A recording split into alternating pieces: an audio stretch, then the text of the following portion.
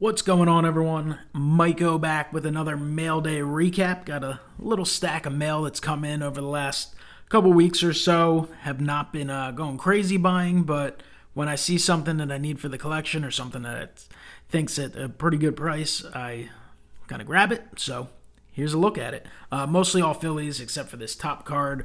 Super random here, but 2019 Bowman Heritage Vlad Guerrero Jr. in a PSA 10 gem mint. Basically, I had already won another item from a seller, and this was up at auction. And it was cheap enough that I figured, what the heck, I'll toss a bid in. I ended up winning it.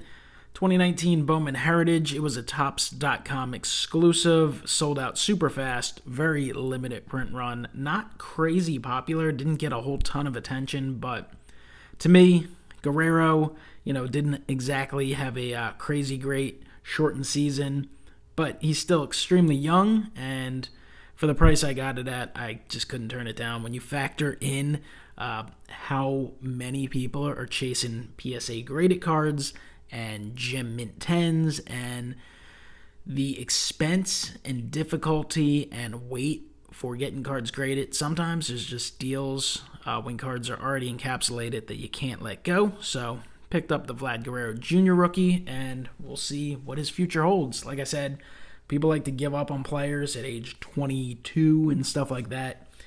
Not necessarily always the best idea. I certainly wouldn't give up on a guy that early. Not saying I would go crazy spending on the players either, but pick that one up. Also grabbed a 1959 Topps George Anderson in an SGC 3.5 VG+. George Anderson, also known as Sparky Anderson. Picked that one up.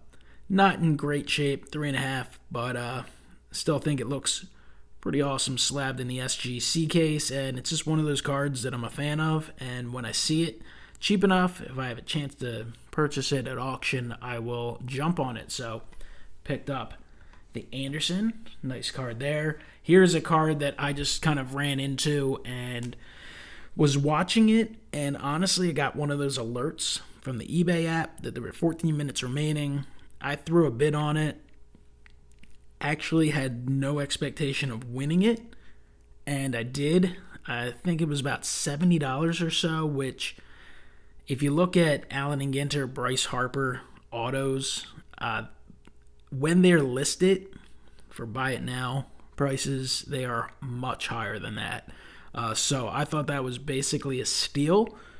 Certainly I would like to add a Harper Ginter to the Phillies collection at some point, but I'm perfectly fine adding a Washington Nationals version as well.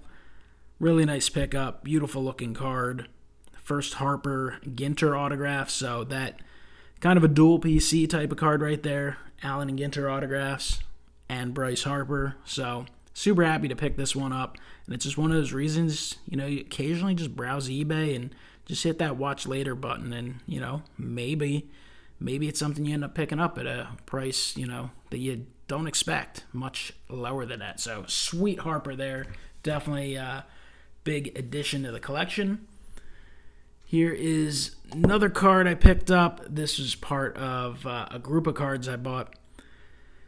Individual auctions. Again, purchased this one basically just because of the price. Now, JT Realmuto has been a really solid Philly the last 2 years. Reached the All-Star game 2 years ago with the Phillies. Had a really nice year in 2020. Unfortunately, his hitting free agency this year and will be one of the top free agents available. And with the entire, that crazy climate of uncertainty in Major League Baseball, my expectations of him returning at this point are not great. I certainly do think it's a possibility, but I think the division rival there in New York with a new owner who is absolutely loaded and who is more than likely one of the few owners that probably won't be overly concerned with spending. I think the fact that they have a voided catcher is a little scary, but we'll see what happens with Realmuto. Anyway, this is the 2019 Topps Update Vintage Stock Parallel. Very tough cards to pull and very tough cards to grade high. At least in my limited exposure to these cards, I've pulled a couple, and they've very often had little corner issues or indentations. But this is a gem mint, and I won the auction for this at, I think, $10.50. something like that. So, I mean, I would pay that for the card alone, let alone having it graded. Again, ultra modern card. Think of the cost of grading and the weight and all that. To me, that's a steal. So, happy to add that one to the Phillies PC. Definitely a very cool card.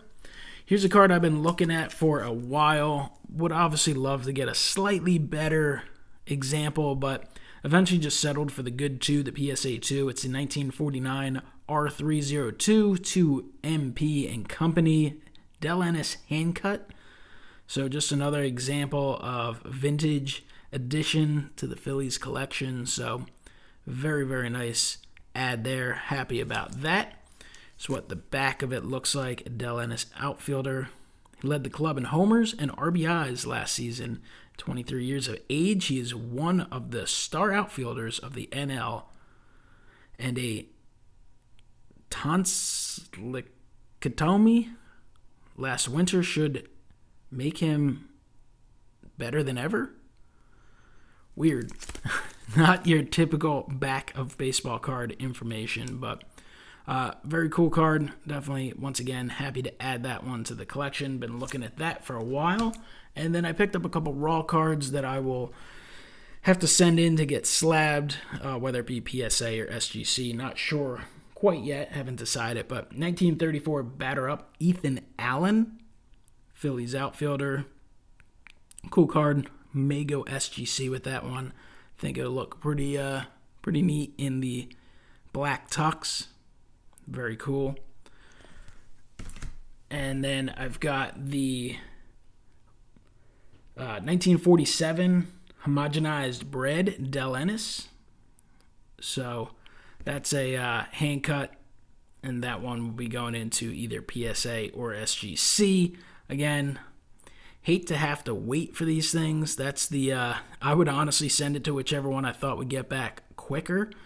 But that is just something that, who knows? I would say SGC would probably be a bit quicker, more than likely, just because of the lengthy wait alone with just having the order logged by PSA. So maybe with these, I mean, these are low cost, low value cards overall, so it's nothing, not a big deal.